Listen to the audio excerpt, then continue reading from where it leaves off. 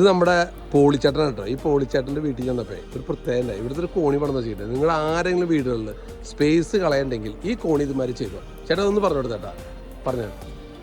നമ്മൾ വളരെ സിമ്പിളായിട്ടും ഏറ്റവും എക്സ്പെൻസ് കുറഞ്ഞുള്ള രീതിയിൽ വല്ലപ്പോഴും നമുക്ക് ഉപയോഗിക്കേണ്ട ആവശ്യമുള്ളൂ.